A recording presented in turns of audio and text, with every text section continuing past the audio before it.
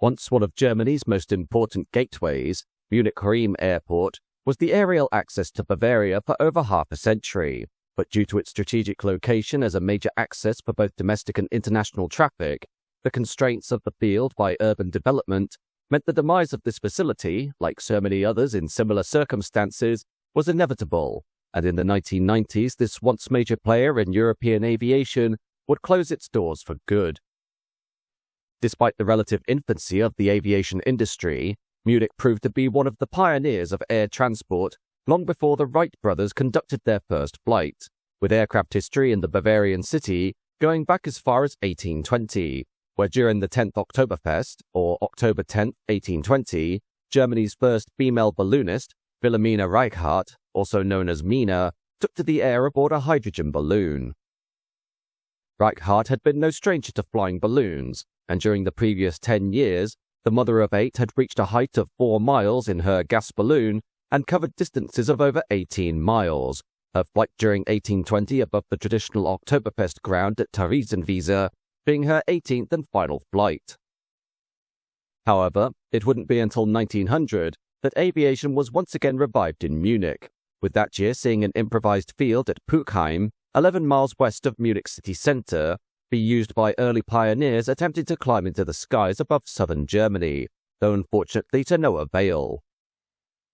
Later, in 1909, the Oberwiesenfeld was used by the Royal Bavarian Army for flying airships and balloons, and on April 2nd of that year, Count Ferdinand von Zeppelin's first airship, the Reich military airship SM Zeppelin I, landed at this facility, this being followed in 1912 by the formation of the 1st Royal Bavarian Aviation Battalion of Karl Ignaz Maria Brugg, which was also based at the Oberwiesenfeld. This was replaced after 4 months, though, by a new field at Oberschleißheim, creating the first air base in Bavaria during May 1913. The special airfield at Oberschleißheim, now known as Flugplatz Schleißheim, still being operational to this day, and is the oldest preserved airport in Germany. During the reign of the Weimar Republic, May 3, 1931, saw the Oberwiesenfeld converted for use as the first dedicated and fully functional airport in Munich, with special flypasts and 100,000 visitors attending the opening of this new facility, though despite its creation, this airport was to prove merely a stopgap, while a more suitable field was developed away from the then comparatively small centre of Munich. Thus, on June 1, 1936, planning began on the creation of a brand new airport east of the city at Riem, the field comprising a circular footprint with terminal buildings and hangars located to the north, while flight operations were conducted from the airport's initial single runway 0826, which was 4,152 feet long and had a grass surface. Construction of Riem Airport officially commenced on January 11, 1937, though despite the original intention being for the new Munich airport to be a civilian facility, the field would immediately end up in the hands of Hitler's war machine upon its opening on October 25, 1939, nearly 2 months after the start of World War II. However, during the initial stages of the conflict, passenger traffic was handled by Munich-Riem Airport regardless of the fighting, with Deutsche Lufthansa operating its famous Transalps service from Berlin to Rome via Munich and Venice using Junkers Ju-52 passenger airliners, though on October 26, 1941, a fire broke out on the upper floor of the check-in hall, leading to significant property damage. As the situation in Germany became more desperate as the war progressed, Riem civilian operations rapidly gave way to exclusive military work, with March 1945 seeing the formation of the notorious Jagdverband 44 under General-Leutnant Adolf Galland, a squadron comprised entirely of brand-new Messerschmitt Me-262 jet fighters, while a second runway was built south of the original to provide extra capacity for missions against Allied bombers. Munich's airport, though, was not immune to the devastating aerial bombardment of the British and American forces, and by the time Jagdverband 44 had been formed at Riem, the field had been bombed several times, the worst being on March 24, 1945, when 80 Allied aircraft carpet-bombed the airport, the radio transmission station between Gronsdorf and Samsdorf, as well as the railway line between Gronsdorf and Trudering, and the area surrounding the Riem district of Munich. Regardless of the fact that nearly all structures at the airport had been destroyed, The field was kept open by German forces in order to provide a vital escape route for high-ranking members of the Nazi Party retreating from the besieged capital of Berlin, with various ferry flights being conducted between Tempelhof and Riem until April 9, 1945, when the last flight of a private airline from the capital to Munich was shot down near Regensburg. On May 7, 1945, Karl Dönitz signed the unconditional surrender of all German armed forces, and the Second World War in Europe was officially declared over the following day. While back at Munich, the tattered remains of Riem Airport had been abandoned by the Nazi forces by the time George Raffield of the United States Rainbow Division arrived to occupy the facility.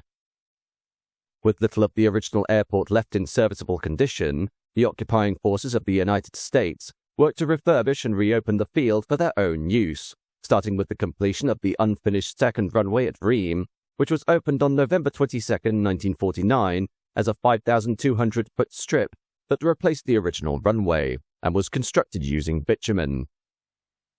On March 1, 1948, the climate measurement and weather recording system at Munich-Riem was activated and was operated by American personnel until September 1949, at which point the field was handed over to the control of the West German authorities, with the operating company of the Riem Airport being founded on October 12, 1949, with a share capital of 20,000 Deutschmarks. The Free State of Bavaria and the city of Munich would hold equal shares in the company, which was originally dubbed the Flughafen Munich-Riem, and employed 134 people, 28 salaried and 106 workers, the former flight captain, Wolf-Dieter Graf zu Castell, being appointed managing director, while the mayor of Munich, Thomas Wimmer, led the supervisory board. On February 8, 1951, Munich-Riem was connected for the first time with New York by way of a KLM service operated by Lockheed Constellation airliners, while on June 16th of the same year, a new terminal and reception hall was opened to replace the original buildings that had been destroyed during World War II. September 1, 1954, would see the Association of the Aeronautical Radio Research Institute, Oberpfaffenhofen, restarted for the first time since the end of the war, with Hans-Joachim Setzmann being appointed managing director and acting institute director, the FFO establishing its research institute on the upper floor of the airport operations building, where it would research innovative components and systems for the applications of high-frequency technology and aviation for communication, positioning, and navigation. 14 days later, Munich-Riem would see its first home-based airline launched in the form of Bavarian Air Service, as directed by pilot and flight book author Hans Bertram. Bertram having been a long-standing figure in Bavarian aviation and operated a fleet of 5 small Cessna, Piper, and Lockheed aircraft that provided sightseeing and charter flights, as well as aerial photography and advertising duties. On April 1, 1955, after an interruption of 15 years, the German national carrier, Lufthansa, formally restarted operations for the first time at Munich-Riem, and would provide a regular and widespread domestic scheduled operation across West Germany, their initial fleet comprising Convair 340 propeller airliners, which would fly from Munich via Frankfurt and Dusseldorf to Hamburg.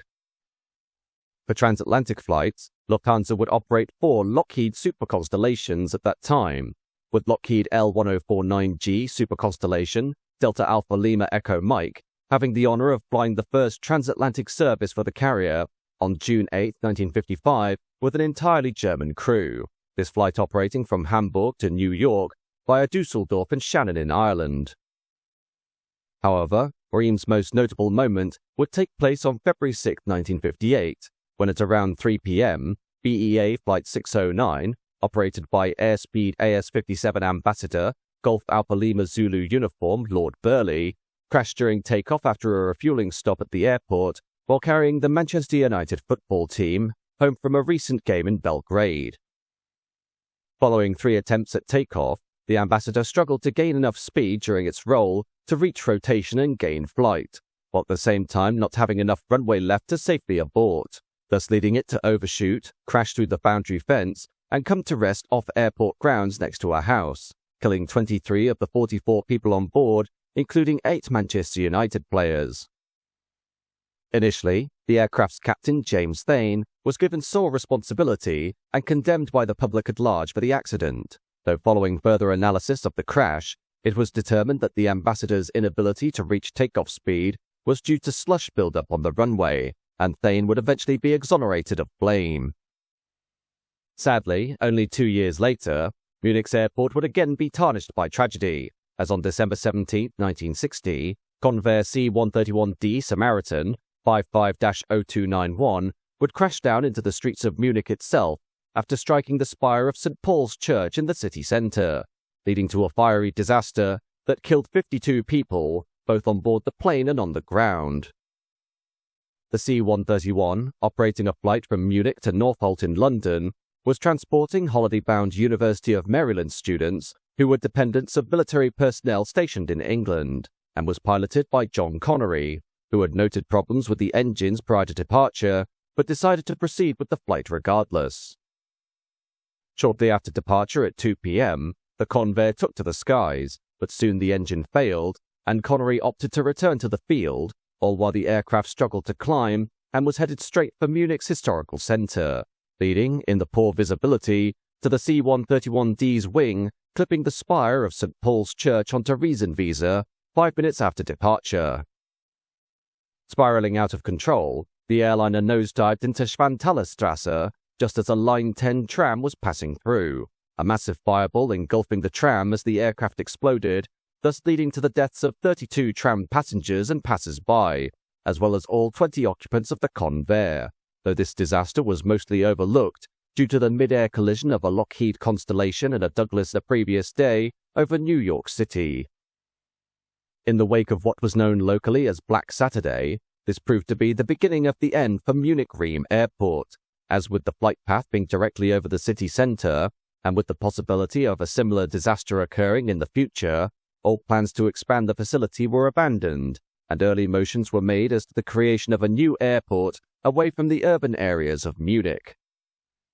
Regardless, Munich's role as the gateway to southern Germany continued to grow, with its first jet operations starting with Air France Südaviation Caravels during October 1958, followed by the first arrival of a Pan Am Boeing 707 on November 7, 1959, while from May 4, 1962, United Arab Airlines opened a new connection from Munich via Athens to Cairo using de Havilland Comet 4s. Between October 1963 and 1970, Munich Airport would hold an annual open day, of which approximately 12,000 people would visit the facility, while over 1,800 visitors would partake in sightseeing flights and another 7,000 on bus tours around the airport grounds, this event ultimately being cancelled after 7 years due to traffic density and the safety measures that had become necessary. In May 1965, Munich became host to Lufthansa's non-stop flight to New York using Boeing 720s, the smaller 720 being used instead of 707s due to the constrained length of Munich's runway, and was able to reduce the previous journey time of 10 hours by Constellation to just 7.5 hours. 6 months later, a brand new Lufthansa hangar, dubbed the Eurojet hangar, was opened after 18 months of construction, this facility being established for the maintenance of Lufthansa's expansive Boeing 727 fleet, and cost around 10 million Deutschmarks, the hangar being able to accommodate up to 4 Boeing 727s at one time. However, by 1969, the now 20-year-old runway 07 right 25 left was starting to show its age after use that had far exceeded its original design parameters, and thus from August 11th to the 31st of that year, Munich-Riem Airport was closed in order to allow for a resurfacing, widening and extension of the runway to 196 feet wide and 9,199 feet long, this task involving 400 workers in continuous 12-hour double shifts that utilized 138,000 tons of building material, with 900 tons of surface mix being processed per hour by 5 on-site mixing plants. During the closure, the average 6,000 daily passenger throughput was transferred primarily to Nuremberg Airport to the north, with additional ground transportation provided to connect Munich with Nuremberg for the period of the 3-week closure, Riem Airport eventually reopening on September 1, 1969, when BAC 111, Delta Alpha November Delta Yankee of Bavaria Airlines, touched down just after midnight. However, while Riem Airport was closed, it was made clear that the work to refurbish the runways was merely a stopgap prior to the creation of a brand new facility, as on August 5, 1969, the Bavarian Council of Ministers published a resolution that the state government would approve the proposed site of what was dubbed Munich-Riem Airport to the north of the city at Erding Nord, and that the ministries of state would immediately take all measures necessary for the construction of the Munich-Riem Airport. Thus, with initial consultation procedures beginning, and the matter of compensation for existing landowners in the Erding area being discussed by the state government, Munich-Riem Airport was now on borrowed time as the Munich-Riem Airport project got underway, and any future remediation work for the facility would be simply done to ensure it was able to match the ever-growing passenger numbers. In July 1970, Lufthansa flew its first Boeing 747-100 into Munich-Riem Airport, though this was only done as a ceremonial gesture, as the facility had not the space or infrastructure to regularly handle jumbo jets at that time, while following the announcement of Munich having won the bid to host the 1972 Summer Olympics, a major terminal improvement plan was adopted in order to meet the estimated 5 to 6 million passengers who would be handled during the course of the event. This work included the construction of a new 8,250 square meter arrival hall with 9 triangular baggage claim belts, a new 4,500 square meter transshipment hall for outgoing domestic and international baggage, the enlargement of the departure hall to 7,500 square meters, extensions to the check-in area by 1,200 square meters, and spatial renovation of the departure area to include 6 waiting rooms that could serve 6 Boeing 707s or 3 Boeing 747s at a time, the total cost of these works coming to 25 million Deutschmarks. The new arrival hall at Munich would open on April 21, 1971, and was able to double the annual passenger capacity of the airport from 3 to 6 million, though in light of the fact that the new Munich airport was to be constructed sometime in the future, this building, together with the other works prior to the 1972 Olympics, was done using lightweight materials with a limited functional lifespan, allowing for the greatest economy in terms of construction and easy dismantling once the new facility had been opened. In May 1971, improved radio-electrical and optical landing aids were implemented at Munich in order to raise its operational standard from Cat 2 to Cat 3B, meaning airliners would be able to land safely at the airport if the cloud base was at least 30 meters and visibility was 400 meters, while a month later, the refurbished departure hall opened and a new fleet of fire engines built by Magaris Fawn were introduced that could provide assistance to aircraft as large as a Boeing 747. On December 23, 1972, Turkish Airlines Douglas DC-10, Tango Charlie Juliet Alpha Victor, Ankara, would have the distinction of being the first of its type to land at Munich, this aircraft being notable for its tragic destruction 18 months later, when its rear cargo door broke away shortly after departure from Paris, leading to the deaths of all 346 people aboard, and what was the worst plane crash in history at that time. During April 1974, a wholly owned subsidiary of the Flughafen München company, Mucker Services Gesellschaft, began operations, Mucker being tasked with handling aircraft, passengers, luggage, airmail and air freight for airlines that did not have their own handling staff at Munich Airport, and was able to conclude handling agreements with 12 domestic and foreign airlines. Finally, on November 3, 1980, after over a decade of planning and consultation, work began on the new Munich Airport in Erding, but only 5 months later, construction was halted for over 4 years when the Bavarian Administrative Court ordered a freeze due to the planned space requirement of the new airport being too large, thus repealing its planning approval decision on July 8, 1979, Flughafen München being required to submit a new application for a change to the planning approval decision, which required around a third less space, or the sacrifice of its proposed third runway, and thus work resumed on December 19, 1985. With this delay, Munich-Riem Airport would have to operate using temporary terminals and structures for longer than had been anticipated, compounded further by the rapid increase in passenger numbers caused by widespread deregulation of the airline industry during the early 1980s, with Munich now handling 8 million passengers per annum against a capacity of only 6, thus requiring the construction of a separate terminal for charter passengers in November 1988. Finally, with the new Munich airport ready to be opened, the old Riem Airport would see its final operations on May 16, 1992, with the last flight to ever depart the facility being Lufthansa Boeing 737-500 Delta Alpha Bravo Juliet Delta at 10:55 p.m., working a service to Berlin, rounding out 52 years and 8 months of dedicated work for the airport, during which 165 million passengers had been handled, the runway lights being turned off shortly afterwards, and its IATA identifier, Mike Uniform Charlie, and ICAO code, Echo Delta Delta Mike, were transferred to the new Franz Josef Strauss Airport, Munich, at around 11:46 p.m. However, as the operating license for Riem Airport remained valid until August 1992, the facility was kept in a serviceable condition until the end of that period, in order to allow for any potential scheduling difficulties or if there were any functionality problems at the new airport that required the old airport to be restarted as a backup, though in the end no such event occurred.